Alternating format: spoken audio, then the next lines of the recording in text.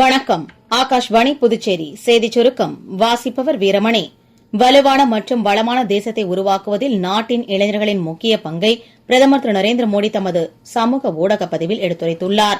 வரும் திங்கட்கிழமை நடைபெறவுள்ள விக்சித் பாரத் இளம் தலைவர்கள் உரையாடல் நிகழ்ச்சியை தாம் பெரிதும் எதிர்பார்ப்பதாகவும் அவர்களுடன் உரையாட மற்றும் சந்திக்க தாம் ஆவலுடன் இருப்பதாகவும் பிரதமர் திரு நரேந்திர மோடி தெரிவித்தார்.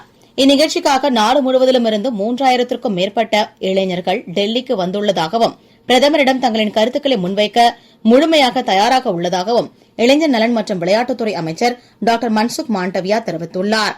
பிரதமர் திரு நரேந்திர மோடி 3 நாள் பயணமாக இன்று குஜராத் செல்கிறார். இன்று மாலை சோம்நாத்தில் சோம்நாத் கௌரவ திருவிழாவின் ஒரு பகுதியாக நடைபெற்று வரும் அகண்ட ஓங்கார ஜபத்தில் பங்கேற்க உள்ளார். சோமநாதர் ஆலயத்தை பாதுகாப்பதற்காக உயிர்த்தியாகம் செய்தவர்களுக்கு அஞ்சலி செலுத்தும் வகையில் நாளை நடைபெறவுள்ள சூரிய யாத்திரையில் பிரதமர் கலந்து கொள்கிறார். இமாச்சல் பிரதேசம் சிர்மாரில் நேற்று நடந்த தனியார் பேருந்து விபத்தில் 14 பேர் உயிரிழந்தனர், 31 பேர் காயமடைந்தனர்.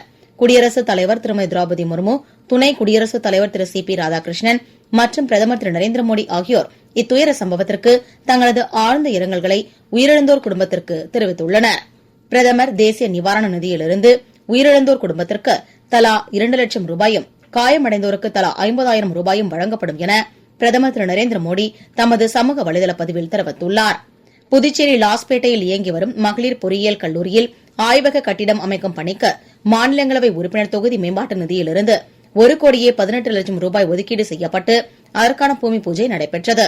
இதனை பாராளுமன்ற உறுப்பினர் திரு செல்வ கணபதி, சட்டமன்ற உறுப்பினர் திரு கல்யாண சுந்தரம் ஆகியோர் தொடக்கி வைத்தனர். WPL 2026 மகளிர் கிரிக்கெட்டில் நவி மும்பையில் நேற்று நடைபெற்ற தொடக்க ஆட்டத்தில் பெங்களூரு அணி 3 விக்கெட்டுகள் வித்தியாசத்தில் மும்பை அணியை வெற்றி கொண்டது. இத்துடன் இந்த செய்திச் சுருக்கம் நிறைவு பெறுகிறது.